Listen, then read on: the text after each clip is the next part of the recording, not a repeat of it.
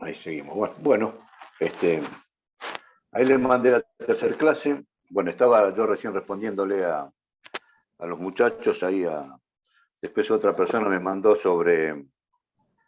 quiere trabajar sobre polímeros, así que también le mandé algo de las cosas que encontré.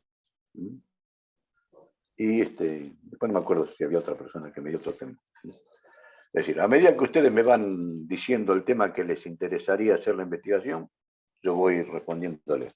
Lo que les pido sí es que traten de hacerlo con tiempo, tranquilo, para que le vayan dando la tónica a ustedes. Yo cada vez que bajo un PDF, bajo casi siempre algún libro de investigación que fue tesis de alguna materia de alguna persona que se está intentando recibir. Así que van a ver más o menos cómo esa persona hizo esa investigación sobre ese tema. Ustedes pueden tomarla más o menos parecida o ponerle la impronta de ustedes. Ahí está el desafío de. Y tampoco se compliquen de que ustedes tienen que saber la fórmula de toda del nacimiento del elemento con que ustedes están estudiando. Una investigación bibliográfica sobre un determinado tema es un poco, si yo tomo, por decirles algo, voy a estudiar por algo más sencillo, como ser el cobre. Voy a estudiar el cobre. Bueno, yo sé que existen las minas de cobre, pero el cobre no es que sale tal cual lo conocemos nosotros. El cobre sale dentro de la piedra como materia prima, porque esa es materia prima, la que me da la naturaleza, y yo después tengo que llevarlo a diferentes baños o piletas y hacer un lixiviado con ácidos y un montón de otras cosas. ¿Para qué? Para quitarle todos los elementos nocivos que tiene el cobre y llegar a tener el producto que estoy queriendo obtener. Entonces, eso es un poco la idea. Así que es algo así, así que no se compliquen si ustedes por ahí quieren estudiar tal material que les gustaría o tienen alguna duda porque les gusta por alguna otra cosa. Bueno, es cuestión de meterse y después ir viendo cómo van ingresando. Así que bueno, bueno, vamos a la primera filmina, filmina o slime, como dicen los muchachos americanos, es un montón de equipos que se utilizaban para controlar en la generación allá por el año 1400, 1500, 1600. Son diferentes formas. Si ustedes miran de la parte inferior izquierda abajo, ahí tienen un sistema de una especie de transformador con un par de bobinas. Muchas veces cuando uno tiene duda de cómo las primeras baterías, que eran esas baterías grandísimas, acumuladores que tenían, donde ya conocían cuál era el compuesto químico que le ponían y el núcleo de grafito para hacer las reacciones y obtener lo que sería una pila voltaica, ya se conocía anterior a la soldadura. Así que entonces, y esas placas de plomo que se soldaban, también se sabía que dándole temperatura en los lugares que yo quería unir piezas de plomo, llevaba la temperatura mayor a 270, 280 grados, ya el plomo se ponía pastoso y pasaba a estado líquido, y yo hacía una soldadura, que sería lo que hoy es una soldadura de capilaridad, pero bastante rudimentaria, pero se lograba. Porque no piensen de que cuando uno mira hoy una pieza, por decirle algo, yo les muestro a ustedes esta, no sé si lo están viendo bien ahí, ¿se ve? ¿Alcanzan a verlo? Sí. ¿Lo ven bien? Sí. Eso lo que están viendo ahí es un marcapaso. Un marcapaso abierto. Se nos fue Coronel, Coronel, entró allá. Bueno, ahí ese marcapaso. Y si yo por ahí después voy a buscar otro día, cuando se ven esos puntitos amarillos adentro, no sé si alcanzan a verlo. Sí. Bueno, esos puntitos amarillos son soldaduras de oro. Y lo que se ve en grande ahí es la pila. Y entonces, bueno, el secreto de la pila era cuando a nosotros nos tocó participar en la investigación de los marcapasos. Me acuerdo que la gente del PAMI nos pasó los primeros marcapasos, eran más grandes que un atado de cigarrillos de 20 cigarrillos. Una cosa cuadrada, grande así. Y fíjense en esto, ahora tienen en el orden de 200 gramos. Es decir, y lo único que fue la preocupación mayor era la durabilidad de la pila. Esta pila que yo tengo acá, de estos marcapasos que nos dieron en la segunda partida, estas pilas tienen en el orden de 15 a 18 años de durabilidad. Eso no quita que cada tanto el técnico en forma online se acerca ahí con los dispositivos y hace una medición de cómo está funcionando el aparato. Se pone al lado de la persona enferma con los equipos y transmite así como si fuese Bluetooth la información a su computadora y le va dando la forma de los pulsos y de acuerdo al diagrama de pulso que le da en la pantalla, ahí él sabe si el equipo está funcionando bien o está teniendo algún retroceso propio de la persona que le está dando señales espurias, como quien diría, o el equipo está funcionando mal. Así que no siempre los marcapasos todos funcionan bien.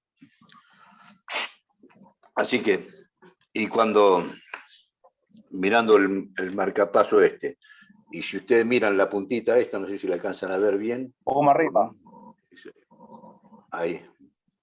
Ahí más o menos se ve bien. Sí, ahí sí. Ahí está más o menos en foco. Bueno, ¿ven esos pelitos que se ven así? Esos pelitos son los que llegan, son insertados en el miocardio, en el músculo del miocardio, y a través del diagrama de pulso que tiene, le van dando el pulso eléctrico necesario para ayudar a que el corazón haga el bombeo que corresponde.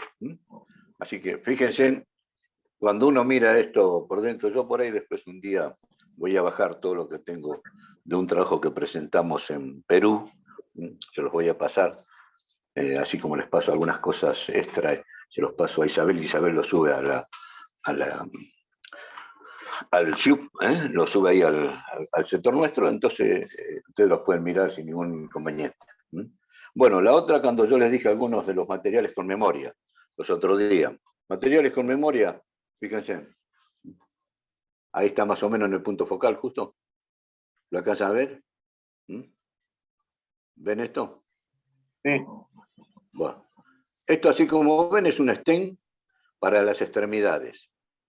Este es un stent hecho de nitinol, que tiene una particularidad.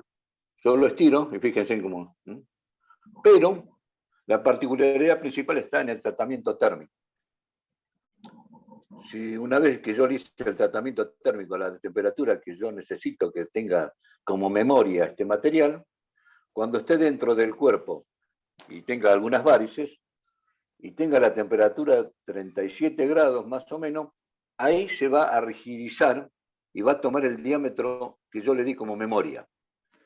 Y eso va a permitir que la persona pueda fluir la sangre sin ningún inconveniente y no producir esas hematomas que se producen por la zona de las varices, en la rodilla o en la zona de los tobillos de la gente. Bueno, este es un stent de nitinol hecho con material de memoria. Lo que están viendo acá es un material que tiene menos de 30 años, porque el nitinol se patentó en el año 96 por la Marina de Guerra de los Estados Unidos, para hacer unos equipos que necesitaban hacer ellos. Y después se dieron cuenta que el material se comportaba bien para otras cosas y hasta que cayó en la parte médica. Cuando cayó en la parte médica y vieron que el organismo no lo rechazaba, como rechaza un acero inoxidable o un cromo vanadio, entonces dijeron, bueno, aquí tenemos un elemento que puede ser útil para nuestras necesidades. Así que por esa razón, piensen de que uno va evolucionando de acuerdo a necesidades y estamos hablando de un material que tiene menos de 30 años. Así que cuando uno los invita a investigar, métanse en cosas que les guste, que sean de curiosidades, que vamos a aprender todos juntos. Porque aquel compañero que cuando vea tu trabajo y vea, este otro material, ¿y esto de qué era? Así es una forma de participar en equipo. Bueno, ahí pueden ver diferentes equipos que se utilizaban en el año 1600, 1700, 1800, y también puede ver un clásico molino de los holandeses que se suele ver, y son molinos que se utilizaban con el principio de ¿cómo se llamaba de Leonardo, Leonardo da Vinci, cuando hace el torno y varios otros equipos dispositivos, ese molino de madera que hacían los holandeses servía para triturar cereales y a su vez, aprovechando la corriente de agua por una rueda hidráulica, o sea, a su vez eran ayudados por las aspas donde, generado por el viento, era el principio de un molino eólico. Así que bueno, yo me acuerdo que en un congreso allá por el año 1996, 97, presentamos unos molinos de aspa muy parecidos a lo que se habían hecho 600 años antes de Cristo en las cordilleras de Afganistán. Y hacíamos el comentario porque justo Estados Unidos había empezado el bombardeo a toda la zona de los talibán y esas cosas.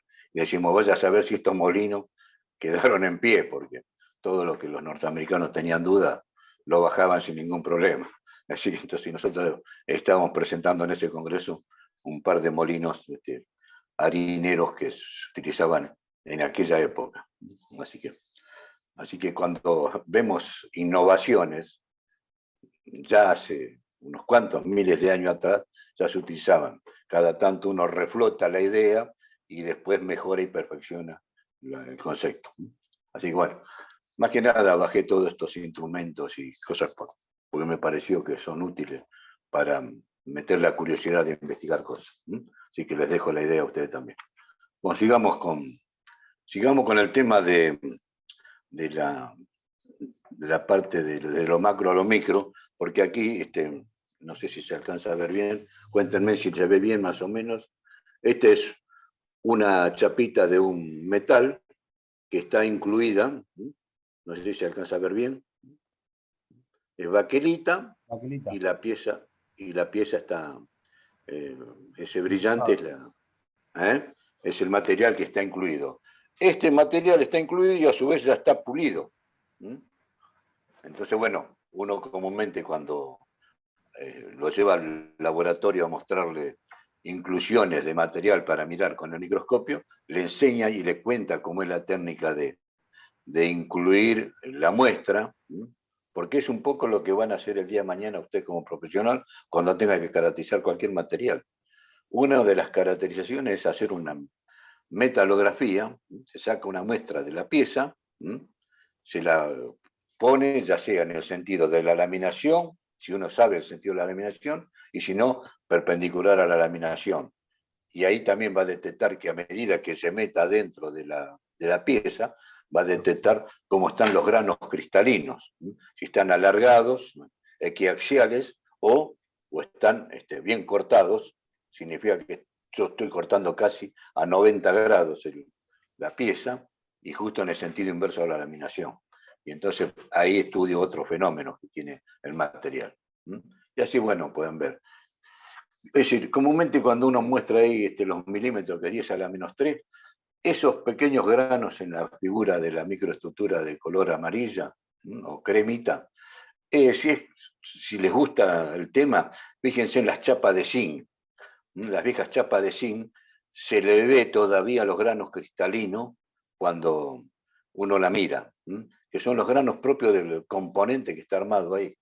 Y seguramente que en ese espesor tendrán 300, 400 granos, uno al lado del otro, apilado y solidificado en una orientación determinada y hace que la chapa tenga cierta rigidez. Y la otra rigidez se la da la ondulación. Por eso la chapa de zinc es ondulada, ¿no? Se le da diferente forma para darle rigidez un poco, que ahora lo vamos a ver dentro de un rato cuando veamos el tema de la deformación por tensión. ¿Por qué importa que el material se comporte de una manera o de otra?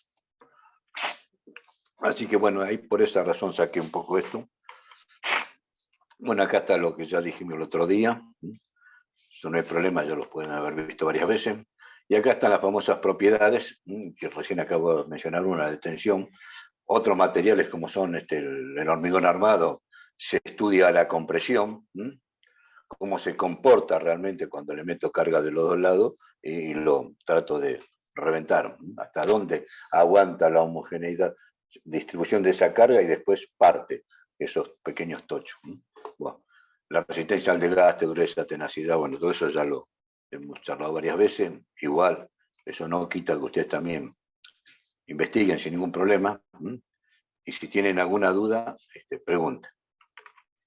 Bueno, para elegir un material debo conocer sus propiedades, que era lo anterior. Y para determinar esas propiedades, lo necesito hacer mediante ensayo. ¿Por qué? Porque yo cuando uno me dice, che, tengo una mina por decirle, de oro. Ahora, la mina de oro, allá en la precordillera, ¿qué ley tiene? ¿Y qué significa la ley? Significa el grado de pureza de cada pedazo de piedra que yo tome, y que tenga la menor cantidad de óxidos mezclados de otras cosas, porque si no, va a ser tanto el trabajo mecánico que voy a tener que incorporarle para lograr la pureza del material que yo necesito. Entonces cuando le dicen, esta es una mina que anda en el orden del 12%, ¿qué significa? Que el mineral puro en esos pedazos de cada trozo de piedra que uno tiene, según la granulometría de trituración que le dio, tiene un 12%, todo lo demás es ganga. Ahora, todo eso que yo saco, ese otro 88%, que lo ataqué seguro con un montón de ácidos reactivos, tengo que saber dónde lo tiro. Porque si hago la clásica que hacen los muchachos los canadienses, de la Barry, y algunos otros que vienen de Europa y a su vez americanos, contaminan el suelo, te contaminan la napa freática y corriente abajo, a la persona del pueblo originario le contaminan el agua que toma. Y como la dosis que va lenta, le dicen, no, no pasa nada, quédense tranquilos, encima le regalan un televisor, un par de cosas y con eso lo conforman. Pero el problema es que a los 20, 30 años empiezan a aparecer enfermedades que originariamente no había en esa zona. Y ahí uno cuando empiezan a darse cuenta los grados de contaminación que producen estos megas proyectos de tomar productos de la naturaleza, medio gratis, como lo toman acá en la Argentina, y que nos dicen, sacamos tantas toneladas en este año y pagan por lo que ellos dicen, y no hay nadie que vaya a fiscalizarlo. Y después nos queda como en la lumbrera ahí en Catamarca, que nos queda un flor de agujero, que ya se dice que si uno se instalara en la luna y entrara a mirar bien con un buen telescopio, se puede ver la fisura que han dejado en degradez del pozo que han hecho en la lumbrera en Catamarca. Y así hay varias, no piensen que nosotros solo somos los ingenuos. Gran parte de todos los países de Latinoamérica, todos los países de África y los países pobres de Asia también. No se hagan problema que los muchachos cuando ven un negocio van con todas. Y una de esas es el tema de la tierra rara. El tema de las tierras raras, el que le guste, hay un lindo trabajo que hizo Isabel, casi de 100 hojas y pico, o 200, 120 hojas creo que era. Muy bueno que hizo Isabel cuando ella estuvo haciendo conformar materiales. Y uno de los países que más riquezas tiene en tierras raras es el Congo. Y es el que menos exporta. Exportan todos los países alrededor, como pasa con nosotros con la soja, que ahora Paraguay, Uruguay vende más soja que nosotros, y resulta que la soja es nuestra, es el territorio de esos chicos. Y significa que, bueno, lo mismo le pasa en el Congo belga, pasa eso. Y hay una película, yo sabía pasársela a los muchachos, pero es media dolorosa, y puede verse realmente el grado de explotación que se utiliza, porque muchas de esas minas utilizan a pibes chicos en el orden de los 10, 12 años, hasta 17, 18 años, hasta que ya entre la bebida y mal comida y todo lo demás, después ya no sirve más como persona, lo descarto. Bueno, entonces yo tengo que determinar las propiedades de ese material que elegí, y lo hago a través de los ensayos. ¿Y qué es un ensayo? Un ensayo es una prueba para determinar la aptitud de un determinado material para un uso específico, determinado. ¿Y qué es materia prima? Bueno, si yo voy a obtener un determinado mineral que obtengo ahí de la alta cordillera, todos esos procesos, esa es la materia prima. Pero después el producto que yo logre será el producto de la materia prima del paso siguiente. Pero al pasar el paso siguiente es el paso primario. Ya el que recibe la materia elaborada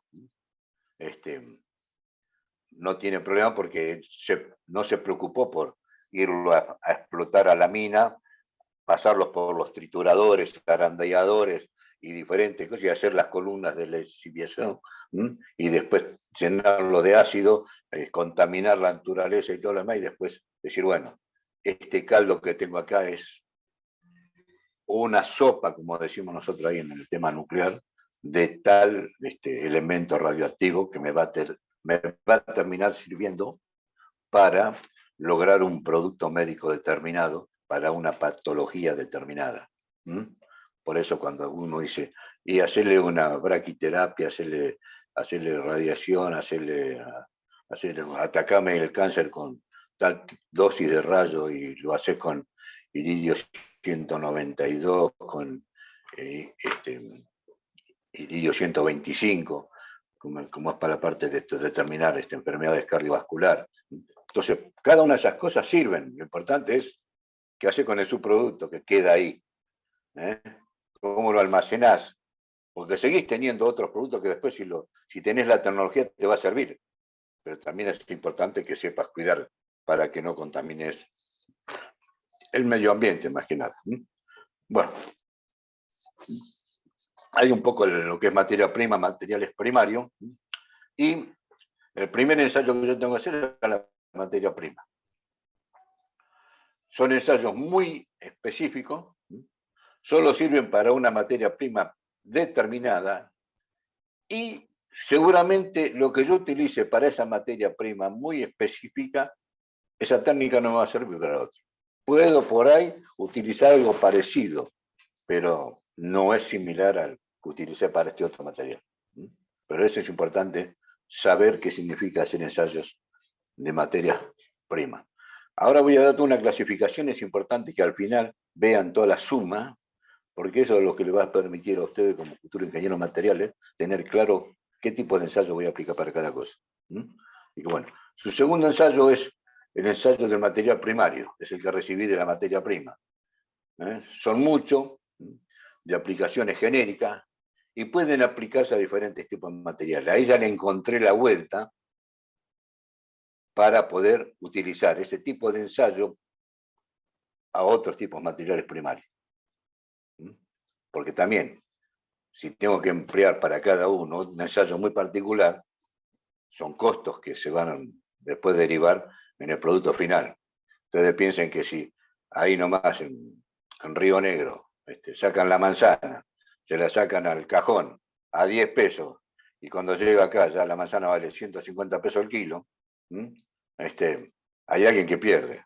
Bueno, el que pierde ahí, imagínate, el primario, el que produce el producto, que a su vez tiene que pagarle 2 guitas al tipo que baja de la planta. Así que toda una cadena. ¿Y quién se llena guita? El intermediario. Y bueno, las cosas con el tiempo se solucionarán. Bueno, así que tengo un ensayo un ensayo de materia prima y un ensayo de materiales primarios. Logrado eso, voy a los primeros ensayos científicos. Y aquí aparecen algunas particularidades. Los ensayos científicos son, los valores obtenidos son absolutos. Por sí solo tienen significado, se expresan en unidades físicas. Y ahora lo vamos a ver cuando hacemos tensión, deformación. Se emplean en las fórmulas, sirven para diseñar y están normalizados.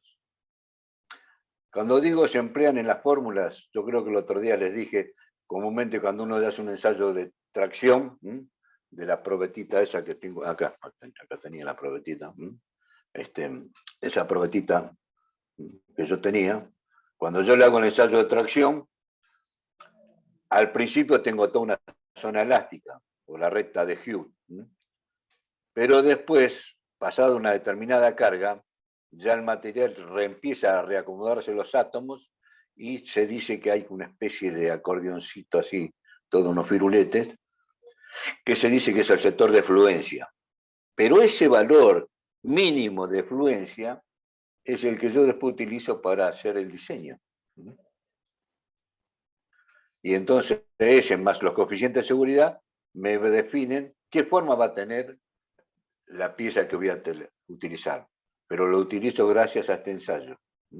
Y saber el punto mínimo de fluencia.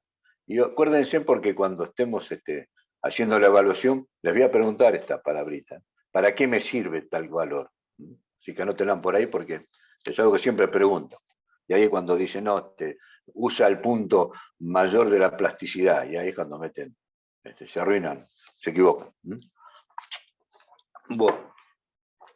Una cosita para los muchachos que preguntaban el tema de por qué no lo hacemos el MIT de un solo saque. Este es un poco más higiénico para todos. Y le voy a decir por qué, porque yo también vengo de estar en la escuela técnica nuestra. Entonces yo tengo que irme de acá de José de Paz hasta Wilde, a la mañana temprano, estoy en la burbuja que me corresponde, salgo allá a las 4 y moneda, llego acá a las 6, tomo algunos mates como estoy haciendo ahora, y por eso hacemos de 45 minutos corte y después hacemos el otro golpe final. No lo hago de un solo saque porque si no al otro día no me puedo levantar. Así que sepan entender por qué razón hacemos esto. Yo sé que hubo 2 o 3 muchachos que me mandaron varias veces decir por qué no uso el MIT de la facultad. No lo uso es por eso, muchachos. Bueno, después del ensayo científico aparece el ensayo tecnológico. Los valores obtenidos son relativos y por sí solo no tienen significado, se debe comparar con otros resultados. Lo que me sirve para comparar. Y muchas veces un ensayo tecnológico de comparación suele ser como son los ensayos que a veces se hacen de fatiga y varias otras cosas más, o un Charpy, que queremos saber cuánto es la energía que me absorbió en el impacto cuando rompe la probeta, pero después también miro yo cómo es lo que me quedó de estructura y decir, sí, este rompió medio parecido al otro, pero ¿por qué? Porque lo hizo a través de un trabajo tecnológico. Bueno, lo importante es que todas las probetas tienen que ser iguales, pueden o no tener unidades físicas, generalmente se los puede emplear en fórmula, no se los emplea nunca. No sirve para el diseño, pues ya para el diseño utilizo el punto mínimo de fluencia del diagrama científico y pueden o no estar normalizados. Nosotros empezamos a usar un poco algunos ensayos de este tipo normalizados cuando empezamos a hacer los ensayos de Charpy. Y el Charpy, por ahí ustedes dirán, ¿y para qué me sirvió el Charpy? El Charpy empieza a tener fuerza cuando se hizo la primera plataforma submarina por los ingleses en el Mar del Norte, y a los 3 días esa plataforma submarina, que costó algo así como 17.000 millones de dólares, de libras esterlinas, no dólares, a los 3 días lo tenían en el fondo del mar. Entonces, los tipos en 1 año y pico la sacaron, la desguazaron y se pusieron a estudiar con todos los metalurgistas para determinar cuál era la falla que tenía.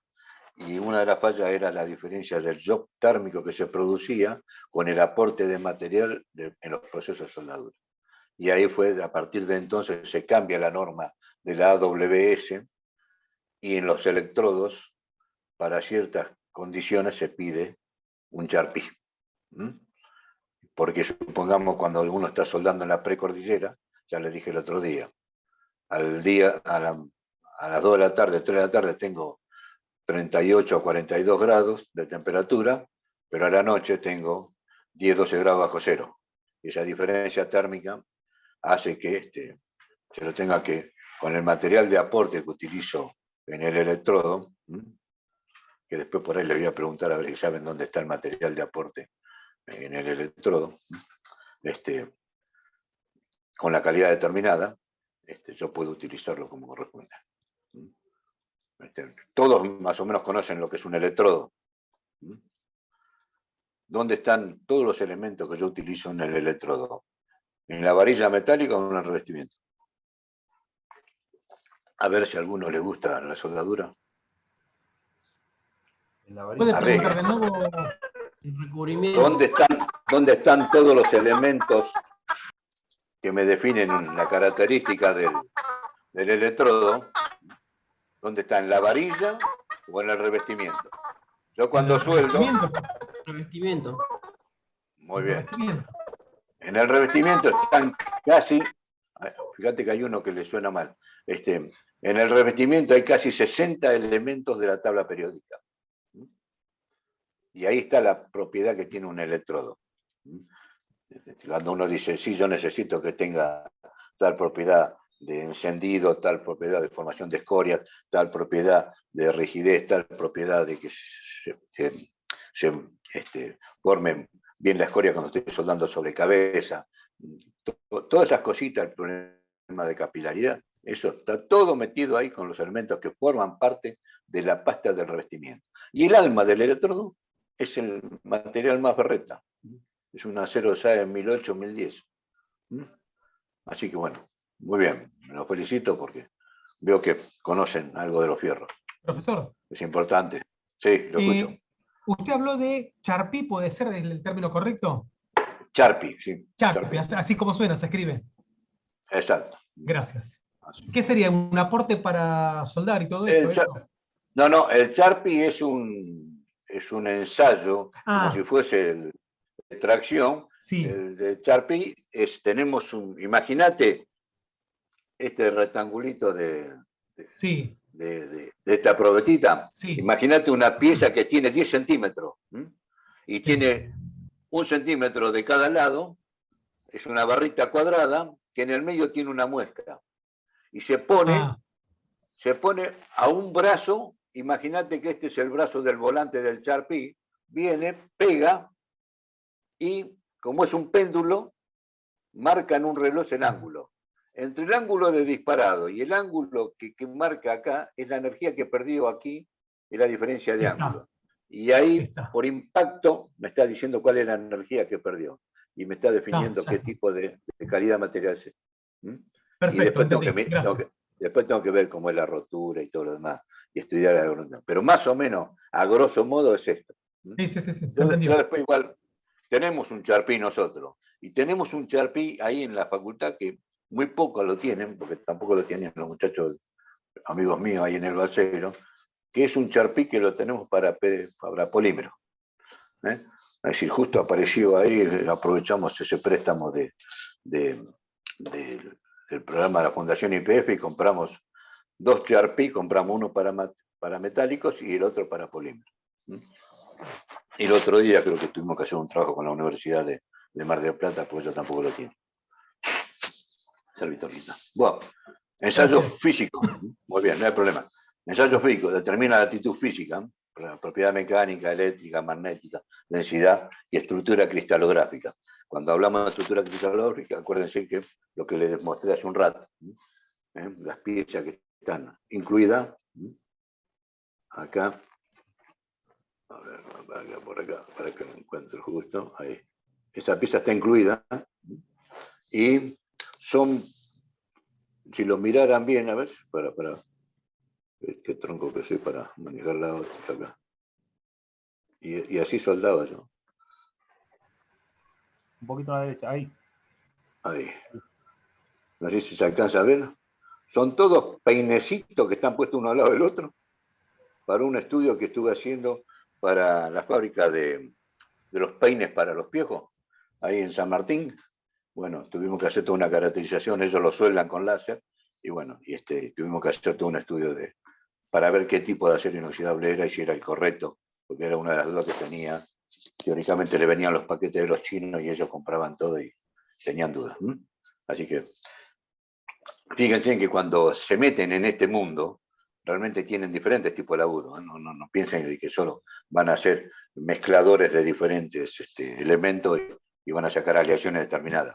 También van a ser, pueden perfeccionarse en lo que es medición, evaluación. Así que bueno, los ensayos químicos. Y ya estamos en el sexto de los primeros 5 que elegimos. Ya estamos en el sexto, que es determinar la actitud química, la composición química, resistencia a la corrosión. Ahí también hay que estudiar los pares galvánicos y todo lo demás. Eso lo van a ver muy bien con Juan Faría en tecnología de fabricación. Creo que algo da Julio en materiales metálicos, también algo da Nora, si le preguntan en química, a ella le gusta mucho esto. Ella es una especialista. Así que ha sido compañera mía durante 20 años en la CONEA, así que ha sido extraordinario. Bueno, el próximo ensayo es el séptimo, que es el ensayo estático. Dice aquel cuando la velocidad de aplicación de una carga es lo suficientemente lenta. Y teóricamente el diagrama de tensión... Bueno, entonces habíamos dicho que el séptimo ensayo es de los estáticos, y de aquellos ensayos físicos que se hacían a una determinada velocidad lo más lenta posible. Por eso uno dice que es el ensayo cuasi estático cuando hacemos el ensayo de las probetitas de tracción. Pero comúnmente cuando caracterizamos un material, una de las variables es la velocidad con que hacemos la separación de las dos mordazas. Eso es importante. La otra es importante también, cada vez que terminan un ensayo de eso, es mirar bien la zona donde tomó la mordaza, la pieza, para ver si no hubo resbalamiento. Porque ahora les voy a mostrar cómo son las mordazas, a pesar de que son tradicionales, más de 50 años que tienen de trayectoria ese tipo de mordaza, a veces, como todas las cosas, suele fallar. Así bueno. Muy bien. Después tenemos el ensayo dinámico. Físico, cuando la velocidad de aplicación de una carga es tal que influye en el resultado. Es decir, si yo cambio, si yo hiciera cuando me preguntó recién Gabriel, me preguntó el ensayo de Charpy, y si yo al ángulo de posicionado para alargar el martillo, a su vez le doy un impulso, ya cambia las condiciones. Tengo que saber por qué razón le di ese impulso, cambió la velocidad con que impactó, y ya la energía que tengo perdida después de romper la probeta es otra. Entonces, cada vez que uno hace cualquier tipo de ensayo, es importante acostumbrarse a anotar todos los valores. Yo a veces me acuerdo cuando poníamos a punto la soldadura para el combustible de Argelia, anotábamos hasta el día cómo estaba. ¿Por qué? Porque trabajábamos en un aluminio muy especial, un aluminio casi puro, 99.5, y entonces, para colmo, habíamos hecho un capricho de la naturaleza. El aluminio se suelda casi siempre con alterna, pero uno puede hacerle un ensayo de un proceso químico, a atacarlo, la superficie de las dos piezas, y ahí nomás, antes que empiece a aparecer el pasivado clásico del aluminio, en una cámara de atmósfera controlada, soldarlo. Y queda hermoso, queda realmente la costura, queda todo como si fuese un espejo, como si fuese toda una gota alrededor de una barra cilíndrica, como era el combustible ese, que era un combustible de barra, con tapones, muy especial. Y entonces uno cuando lo miraba se veía la cara de uno realmente. Pero después a la semana y pico, se veía que si el grado de pureza que teníamos nosotros cuando hicimos el ensayo, no era, la soldadura no era el adecuado, empezaban a aparecer fisuras. Y esto yo suelo decirle cuando los tenga ustedes lleguen a la tecnología de las uniones, y la van a tener, si Dios quiere y estoy vivo conmigo, yo voy a enseñar la parte de soldadura en atmósferas controladas, y suelo recomendar mucho el tema de los aceros inoxidables. Los aceros inoxidables tienen una característica que siempre se contaminan por hidrógeno. Y entonces, ¿qué pasa? El hidrógeno entra en el momento que estoy soldando porque tengo una mala protección o porque los elementos que utilizo de aporte tienen humedad y me quedaron trazas de esa humedad, resulta que me aparece el hidrógeno ahí en estado atómico. Son pequeños puntitos en estado atómico. Y no se olviden que el hidrógeno es el primer elemento de la tabla periódica, el que está arriba de todo, el número 1. Es el más chiquito. Y tiene una facilidad extraordinaria, que cuando se enfrió la soldadura, empieza a migrar, empieza a viajar dentro del sólido sin ningún inconveniente. Y se encuentra con otro. Y se juntan, y se junta con otro. Y cuando te quisiste acordar, se juntaron varios y forman una molécula. Cuando forman una molécula, la presión es 60 veces mayor de la que tiene un elemento común. Y con lo cual aparece una fisura por contaminación con hidrógeno después de una semana más o menos. Así que cuando yo le digo a los muchachos, cuando les doy los cursos de soldadura en las fábricas y todo lo demás, les digo, si van a calificar estructuras de acero inoxidable, no vayan al otro día a probar. Por más que lo llame la empresa, le diga, vení campeón, te hago un asadito y ya probemos toda la estructura, así me das el ok y me das el adelanto de la obra. No. Vayan a la semana y verifiquen todas las uniones soldadas. Porque hasta una semana el hidrógeno migra sin ningún inconveniente y te aparecen fisuraciones en frío. Y la otra que te aparece comúnmente en el cordón, en el eje longitudinal del cordón, es la fisuración en caliente. Pero esa es rápida. Terminás de soldar, lo limpiaste un poquito, le pasaste un poco de topa o algún ácido rápido y te queda el gris lindo de la soldadura de acero inoxidable y ya aparece una huellita chiquitita. Esa pequeña fisuración es una fisuración en caliente. Entonces es importante cuando les toca a ustedes como profesionales tengan que ir a calificar materiales, saber los comportamientos, para no tener inconvenientes. Bueno, hay imagínate un ensayo físico y uno químico cuando hay movimiento relativo de materia. Si yo pierdo ciertos materiales dentro del proceso, muchas veces cuando uno emplea la soldadura del láser, uno de los problemas es que a una temperatura determinada el láser, piensen que está entre 17 a 20.000 grados del láser. Entonces, ¿qué pasa? Hay elementos de la pieza que estoy soldando que se me van de viaje. Dentro de esa pequeña nubecita que se arma cuando estoy haciendo la costura, ahí se me van varios elementos. Así que también es importante porque si yo debilito algunos de los elementos que componen la estructura cristalina de esa aleación, hacen que me empobrezca. Así como se empobrece también cuando yo estoy haciendo una soldadura de aceros inoxidables. Y el cromo migra a borde de grano. ¿Vieron cuando yo mostré hace un ratito las probetitas esas incluidas? Cuando uno entra al microscopio va a ver los granos de cómo está formada esa pieza. Y dentro de ese grano hay un montón de elementos que forman parte de lo que es la aleación del inoxidable X.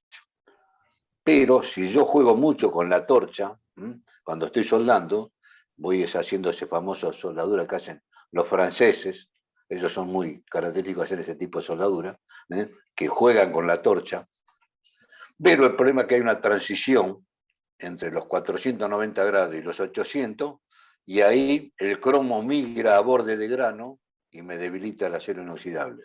Y entonces se debilita el grano se debilita aquel, se debilita, y con el tiempo empieza a aparecer corrosión. Y eso fue porque el proceso de soldadura no se hizo en forma adecuada. Bueno, sigamos porque fue una acotación, porque justo me acordé. Bueno, el noveno ensayo, destructivo. Hay ensayos que son destructivos y hay otros que realmente no pueden ser destructivos. Yo creo que cuando les conté que cuando pusimos a punto la soldadura de los micromotores para satélites, yo había llevado 60 carreteles. De los 60 carreteles, 47 son los que utilicé en el satélite. Unos fueron para calificación.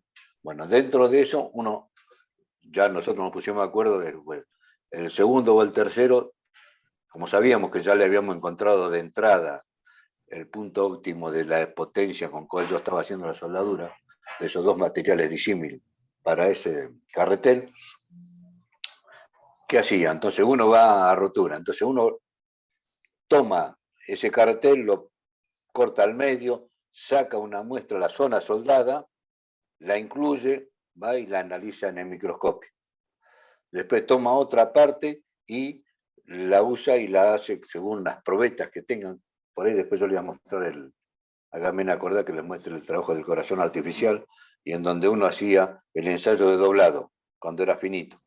Bueno, y entonces uno mira qué pasa con la soldadura de la parte donde yo estoy haciendo el cordón y la soldadura de la raíz. Entonces uno hace doblado para adentro y para afuera. Es otra forma de verificar si el cordón de soldadura es el adecuado.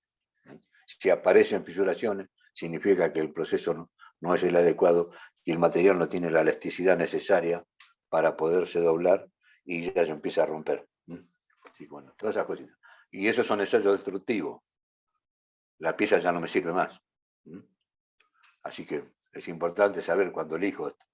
Dentro de los ensayos de la cultura de hacer ensayos destructivos y no destructivos, yo siempre suelo aconsejarle a los muchachos que, terminada la carrera y tienen tiempo, háganse en los 8 meses el curso de técnico especialista en ensayos de la Comisión Nacional de Energía Atómica y en Constituyente, bajo el Instituto Sábato. Es pago, pero vos invertís en algo que te va a servir para toda la industria nuclear, la industria petroquímica, la industria naval, para todo. Así que por esa razón les aconsejo si pueden hacer ese cursito de un año, que tiene una particularidad. En un mes haces una semana completa, al mes siguiente, o a los 25 días, vuelven otra vez a juntarse.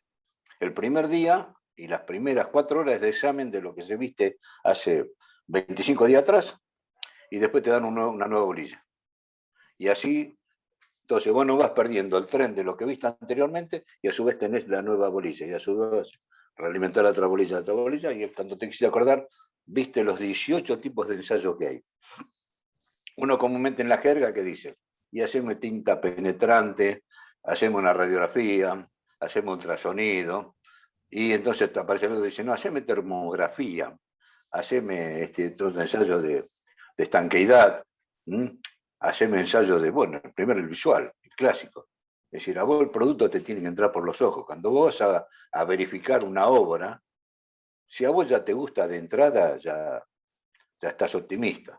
Ahora, si vos ves que te presentan la obra llena de barro, sucio, y que te están escondiendo la zona donde soldados normales, porque el tipo algo está escondiendo. Más allá de que después pedís todo el papelerío y lo rebotás, pero ya eso tenés que aprender lo que es así. Y los ensayos no destructivos son aquellos que yo voy a hacer sin romper el producto. Y uno de ellos clásicos es, imagínense que el día de mañana les toca hacer ensayos de verificación de vida, de extensión de vida, en una tubería de una caldera que nosotros hacemos comúnmente ahí en Ensenada, en las calderas que hay en Ensenada y en Puerto Nuevo. Es decir, los hace la Comisión Nacional de Energía Atómica, y muchos de nosotros hemos ido ahí a hacer el ensayo clásico del tampón, que es un ensayo que se hace una réplica, se pule la superficie, pulís la superficie, la atacás químicamente, le pones un sustrato, formás ese sustrato, como es un film. Ese film lo tenés que sacar bien, lo pones en una cajita, y después venís con esa réplica al microscopio y mirás. ¿Y sabés que copiaste? ¿Cómo es la estructura del material? Y ahí verificás si los granos están bien, si no hay posibilidad de desgarro, si no hay principios de fisuración. Todo eso se verifica así con ensayo réplica y sin romper la tubería. Así que por eso le digo que es lindo la... Y después igual están los clásicos de, como dice ahí, de radiografía, ultrasonido. Pero esa es otra forma de no romper las piezas. Bueno, vamos al ensayo mecánico más importante y el que ustedes van a tener. Pues, ahí pueden ver el principio de una prensa, la probetita que estoy mostrándole, que también la tengo ahí. Y fíjense que cuando necesito agarrarla a una morsa, a las mordazas, y tiene un pasador, yo suelo ponerle, ahí donde están los agujeritos, el pasador, para que cuando yo va a hacer la fuerza, la haga pareja sin ningún problema. Y aquí tengo que determinar cosas que me interesan. ¿Qué voy a hacer? Cuando mido rigidez, resistencia mecánica, ductilidad y tenacidad. Esas 4 cosas es importante no olvidarse. Porque aparte del gráfico que les voy a preguntar estas 4 cosas. Así que ya saben las preguntas. Entonces, bueno. Perdón, profesor. Resistencia mecánica, ductilidad y qué más. Tenacidad y rigidez. Bueno, esto lo tenés igual, no te da problema. Ah, bueno, está claro. No, ustedes tienen este PowerPoint, ¿no? Sí. Si no lo tienen ahí, bájenlo. Si no, listo, no, perfecto. Pero se lo paséis a ver. Ojo, y también están las definiciones. Es decir, Está bien. No invento nada yo. Ya está todo inventado. Trato de contarlo lo mejor posible. Bueno, exacto. Acá está. Exacto. Bueno, y ahí pueden ver las mordazas. No hay problema. Y fíjense en las mordazas, que son las clásicas de a medida que se van cerrando los conos, va cerrando. Entonces es importante que la probetita no resbale cuando es tomada por esa mordaza, porque si no, el gráfico que tengo no puede ser representativo con el otro. ¿Por qué? Porque se hubo deslizamiento de mordaza. Y la otra es, bueno, si esto después lo tienen que hacer, como más de una vez nos ha pasado a nosotros, que todo esto hacerlo en réplica de piezas más chicas y meterlo dentro de una caja de guantes. Por eso yo no sé si a ustedes les mandé el dibujo de un Muñoz auténtico, el dibujo ese que yo tengo hecho en un dibujo por ahí. Si no, se los voy a mandar para hacerlos mandar de tecnología de fabricación. Bueno, después se lo mando a ustedes para que vean. De todas esas piezas que están en ese plano, fue cuando a mí me tocó trabajar para el desarrollo de Yugoslavia.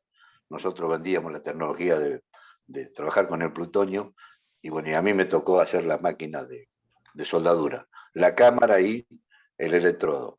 Todo eso que van a ver dibujado son todas piezas chiquitas que no terminaba a tener no más de 10 centímetros todo el portaelectrodo con todas las cosas. Y van a ver todas esas piecitas, todas tiradas ahí, bien armadas. Así que bueno, eso es lo lindo de estas cosas cuando uno entra a una parte de investigación. Bueno, ahí pueden ver las 2 mordazas y cómo están tomadas la pieza que va a ser ensayada. Y ahí te pueden ver presentado. Esa es la maquinita nuestra, la que tenemos en el laboratorio. Y otra vez aparecen las cosas que voy a necesitar evaluar: rigidez, resistencia mecánica, ductilidad y tenacidad. Así que bueno, una vez que tengo la probetita, empiezo. ¿Qué es rigidez? Es la resistencia que opone el material a la deformación elástica. Entonces, cuando yo empiezo el ensayo, lo primero que voy a tener, yo empiezo a estirarlo, y dentro del periodo elástico, si yo dejo de actuar esa fuerza y suelto, el material lo mido y no produce, no tiene ningún cambio, nada. Eso hace que significa que el material estuvo dentro del régimen elástico. Y ahora van a ver que tiene otros nombres y todo lo demás. Pero es importante saber eso, que le llaman comúnmente la curva del módulo de Young, o módulo de elasticidad longitudinal. Todas esas cositas, y fíjense en la unidad que se miden. Así que cuando les toque hacer el gráfico y pongan el eje de las abscisas, pónganle en el valor. Gigapascal, o pongan en pascal, pero pongan en qué unidad está. no se acostumbren a hacer los dos ejes sin unidades. Porque es normal, por más que se lo decimos, cuando llega el examen aparece sin unidad. Y entonces ahí le decís, flaco, tenés un punto menos, porque te lo conté 10 veces. Poné las unidades. Y en la horizontal, poné los alargamientos. Poné la E como vos quieras, escribirle como delta L, pero ponela. Y acordate que esos se miden en milímetros. Ponelo. Bueno, porque después no lo ponen y después, bueno. Claro, pues si te lo conté 10 veces. No tengan problema que no solo ustedes, los 300 y pico de la UTN pasa lo mismo. Bueno, la otra resistencia mecánica es la resistencia que opone el material a la deformación plástica. Es la resistencia que opone el material a la resistencia plástica y se mide en megapascal. Y el límite de influencia o límite elástico o el límite real convencional está anterior a eso. Ojo, está metido ahí adentro. Después les voy a contar dónde está. Entonces, ojo, resistencia mecánica es la máxima que llega. Ductilidad, la capacidad de formarse plásticamente. Es toda la región donde aparece la curva de deformación plástica. Se evalúa mediante alargamientos porcentuales a la rotura o a la extracción. ¿Por qué? Porque también después de pasar la carga, la resistencia máxima o la carga máxima, voy a tener toda la zona de destrucción. Esa también tengo que conocerla. Y tenacidad es la capacidad de almacenar energía durante el proceso de deformación hasta que el material se rompe. Es toda la superficie que está metida ahí. Y se mide en joule. Y se la hay encerrada debajo de la curva de fluencia. Entonces, miden bien cada una de las partes. Bueno. Entonces, un gráfico uno suele ser algo así. Y entonces ahí vuelven a aparecer lo que es la parte elástica, la parte de deformación plástica, la carga máxima, y después cómo se rompe. ¿Por qué? Porque empieza a reducirse la sección, baja la carga, pero rompe el material. Y entonces, uno dice comúnmente cuando rompe, vuelve con la misma inclinación que tuvo la inclinación de trepada. Pero cuando uno mide la energía, tiene que medir todo. El valor perpendicular. Así que bueno. Otra forma de decir cómo hace la deformación, bueno, acá es un cobre electrolítico y entonces otra vez vuelve a tener tensión de deformación. Acá lo que no te están poniendo es la zona elástica, ya directamente aparece la zona de deformación. Bueno, esta es otra forma de ponerlo. Acá pueden ver los dos, el tecnológico y el científico. Y entonces uno puede decir, este piso para acá, este otro piso para acá. Pero en sí, siempre rompe de esta forma. Yo cuando lo explico en forma tecnológica, ¿qué hago? Digo, tengo la recta elástica, la zona de fluencia, la zona de plasticidad, la carga máxima, la zona de estricción y rotura. Pero en lo gráfico, en la realidad, es que empieza a deformar y se rompe. Bueno, ahí pueden ver otra forma de decir lo mismo.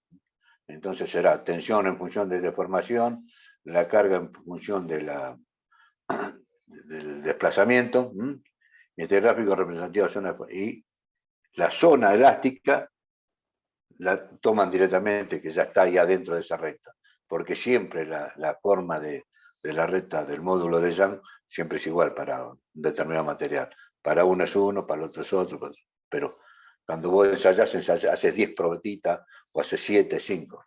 Bueno, eso es comúnmente en los institutos de investigación, porque me ha pasado que cuando uno va a las empresas y le dice, bueno, hacete 10 probetas de esta, el tipo termina diciendo, pará, flaco, el material es mío. Hacer 10 probetas, entre lo que tarda en mecanizar todo lo demás, resulta que me incorporaste un 3% más de gasto a lo que yo tengo previsto. Y entonces, bueno, ahí te dicen, bueno, con esta sola probeta tenemos que sacar todo. Bueno, y ahí ustedes tienen que poner la parte ingenieril y decir, bueno, si conviene hacer eso así o decir, mira, yo renuncio y no hago este trabajo. Casi siempre terminás en la zona media. No haces las 10 ni tampoco haces una. Haces 3 o 4 y un buen asado y se arregla todo. Esto es lo que me gusta que pongan. Aquí pueden ver la tensión, el megapascal, las deformaciones, alargamientos porcentuales, la forma del módulo de Young, el límite de proporcionalidad, ahí empieza a aparecer lo que sería la zona de fluencia, que en este caso está determinado por el famoso coeficiente al 0,2, que es una recta que la dibujo paralela al módulo de Young y donde intersecta a la zona que supuestamente está entre fluencia y plasticidad, yo digo, ahí tengo el punto máximo de fluencia, y de ahí para arriba, digo, todo es plasticidad. Hasta la carga máxima. De este otro lado, ahí digo, entre el límite de proporcionalidad y ese límite al 0,2, yo digo, esta es mi zona de fluencia. Y después tengo toda la deformación plástica, llego a la carga máxima y después empieza a descender. Lo que pasa es que el valor de la resistencia máxima a la tracción, ese aparece en los catálogos, cuando uno compra la aleación. A pesar de que no se usa, pero de acuerdo a la forma que todos los fabricantes dicen, la resistencia máxima de este es tal. Y te dice, esta aleación tiene una resistencia. Y aparece en la norma ASTM. Y lo usa ASME, lo usan todos los demás. Entonces es importante ustedes dónde llega lo que van a definir como zona elástica, zona de fluencia o el límite de fluencia al 0,2, porque ese es el que me va a servir para hacer el diseño. No es que es un capricho, porque yo tengo que diseñar como ingeniero. Y entonces tengo que decir, che, ¿qué sección le voy a dar a esta estructura de acuerdo a este tipo de material que comúnmente rompe en tales condiciones? Ahí se ve el profesional. Y entonces usted tiene que saber cómo hacen estas cositas. Entonces ahí tienen todas las cosas. Si ustedes hacen este dibujo tal cual, bueno, ese punto está más o menos bien aprobado. No se olviden de nada. Y si no, pueden poner este que también es bastante representativo de lo mismo. Fíjense en que por ahí, con menos rayas, pero aparece todo de vuelta. Entonces aparece la recta del tipo 0,2. Ojo que hay algunos que utilizan como punto de referencia 0,8. Entonces, por ahí hay manuales que se ponen a estudiar de ingleses y aparecen que ellos están estudiando con 0,8 o 0,6. Nosotros comúnmente en la jerga nuestra utilizamos el 0,2% de deformación. Y entonces ese es el punto máximo de fluencia, de ahí para abajo, más los coeficientes de seguridad, me va a decir cuál va a ser el sigma de proyecto que voy a utilizar en la fórmula de sigma admisible para diseñar los espesores o diámetro de un eje determinado. Y mi pieza supuestamente va a trabajar casi siempre dentro del periodo elástico. Muy pocas piezas son las que trabajan dentro del periodo plástico. El otro día creo que les dije, los que trabajaban dentro del periodo plástico. Bueno, hoy justo les mostré el stent de nitinol, pero hay stent cardíacos que son los que trabajan en esa zona. Cuando se deforma de 1,7 o 1,9 de diámetro del tubito a 3,1 y me mejora la sección hidráulica y entonces pasa el torrente sanguíneo en la arteria sin ningún problema. Ojo que muchas veces cuando ponen los stent se produce el famoso caso de restenosis. Significa que el cuerpo no acepta ese objeto extraño y en menos de 12 horas vuelve a cerrarse y es terrible el mecanismo que tiene el cuerpo para volverlo a cerrar.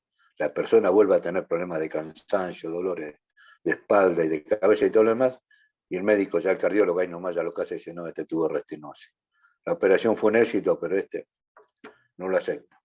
Desgraciadamente, bueno, después comúnmente hacen la otra, sacan esa arteria, hacen un bypass, otra tubería por otro lado, y a su vez lo cierran bien y le dan un poco de cuerda y salís caminando.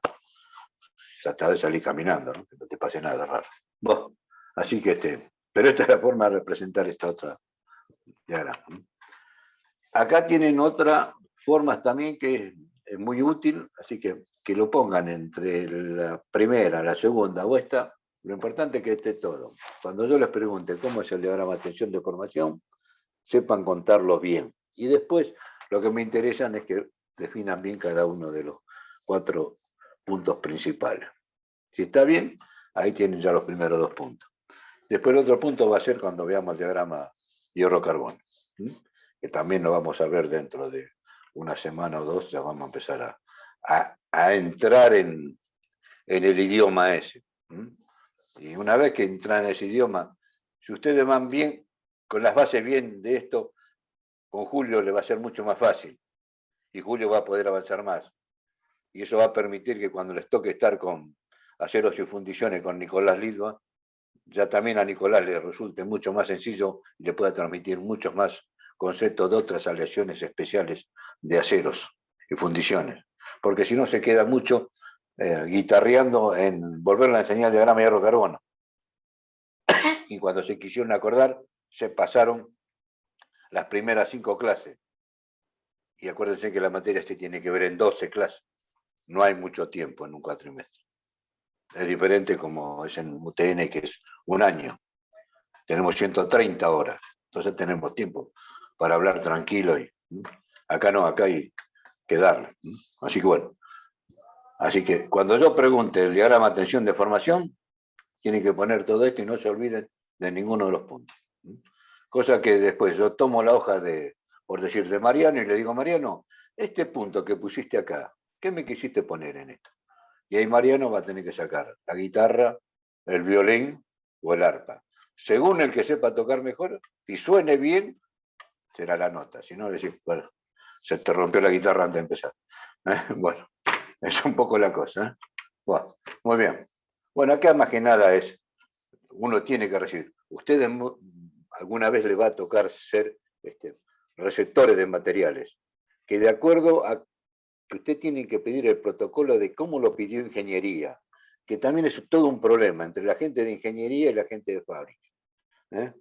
El ingeniero que está allá en la oficina, que le gusta y hace grandes proyectos, que alguna vez a mí me tocó estar casi 10 años haciendo proyectos de máquina, uno sueña ahí frente al tablero. En mi época había tablero, ahora supuestamente hay una pantalla y hay diferentes programas de dibujo. Bueno, en mi época uno se ponía en el tablero y soñaba, y hacía unas piezas que eran un espectáculo, ¿no? Y resulta que después, cuando iba a comprar el material no estaba. No sabía si... Uno tiene que conocer qué pasa en el mercado, qué se vende. Entonces uno, si por cálculo le dicen, che, me da 23 milímetros con 2, el diámetro aconsejable del proyecto para este eje. Y bueno, el mercado vende de 1 pulgada. Vende 25,4. Y usarlo a 25,4. O usarlo a 25 y usar rodamiento para diámetro 25. No vas a ir a pedir un rodamiento para 23,8, porque ese rodamiento te va a salir más caro que hijo bobo. Entonces uno tiene que ser rápido y decir, bueno, también me dio 23 mi moneda, bueno, elijo 25. Y si tengo alguna duda y en el mercado venden 28, bueno, pongo 28, si está muy solicitado. Más que nada que esté solicitado por tensiones cuando son ejes que tienen poleas de 4 o 6 correas en B, que uno tiene que tensar las correas. Ahí empieza a aparecer la fatiga en el eje. Y si el asiento del rodamiento no es el adecuado, el rodamiento está medio crítico, el que muere es la punta del eje, como pasa en los coches. Entonces uno tiene que elegir lo que está en el mercado, lo que es más aconsejable y al que menos hora de máquina hay que ponerle. Eso también tienen que aprender. Bueno, y ustedes cuando estén en fábrica y son de parte de producción, van a ver qué es lo que pidió la gente de ingeniería y qué recibieron. Y si recibieron como este caso, porque a nosotros nos pasó, yo creo que no sé si les conté la experiencia de Aván. Yo estando en Aván, nosotros hacíamos las primeras barras de bombeo para la gente de YPF. Y ¿qué era? eran barras de diámetro 38 milímetros, y en las puntas había que hacerle toda la forma del enganche para volver a acoplar un niple, una brida, y iba poniendo la columna. En la punta de la barra iba el trépano, y a su vez iba poniendo toda uno tras otro para darle una profundidad de 1200 metros donde se estaba perforando en ese momento. Y fíjense que estoy hablando de 38 milímetros que después está trabajando a la torsión. Y entonces tiene que aguantarme eso. Y no se me tienen que aflojar entre sí, en cada una de las cuplas. Bueno, ¿qué pasó? Vino la primera carga de la gente, en ese momento se llamaba, todavía no estaba privatizada, se llamaba Somisa, que era nuestra fábrica que está ahí de Tenaris, en San Nicolás. Vino el acoplado cargado con todas las barras. Hicimos toda la matricería con los muchachos ahí. Teníamos varios alemanes que habían venido a la guerra, extraordinarios ajustadores. Hicieron la matriz, todo lo demás. Pusimos en la zona de forja, pusimos en el horno las puntas de las barras. Cuando tuvo a 1200 grados homogenizado, lo sacamos, lo pusimos bajo el martinete y el golpe. Y cuando hicimos el golpe de matriz, se partió. Hicimos el segundo, se parte. Se parte el tercero y dijimos, pará, acá hay un problemita. ¿Qué es lo primero que hacer? Mirás si los planos que hiciste de la matricería es el adecuado. Porque lo primero que sospechás que el proyectista se comió algunas tolerancias y automáticamente la matriz está funcionando mal. Verificamos toda la matricería, porque uno de los que había dibujado la matriz era yo también. Así que estábamos todos ahí cuidándonos para que no sentir el voleo que nos iban a pegar si la culpa era nuestra. Así que no, el problema no era ese. La matricería estuvo bien, se verificó todo el trabajo que habían hecho los alemanes matriceros, estaban muy bien. La temperatura del horno era la correcta, así que nos encontramos que no sabíamos qué pasaba. Y ahí fue que a la Universidad Tecnológica pedimos uno de los primeros y viejos ingenieros metalúrgicos, vino, me acuerdo que el tipo era todo un gentleman, ¿no? Llegaba a las 9 de trajecito, bueno, se puso ahí, pidió una primer barra, cortó una fetita, tuvimos que armar todo el sector metalografía, así que salieron a buscar microscopios, salieron entre todos.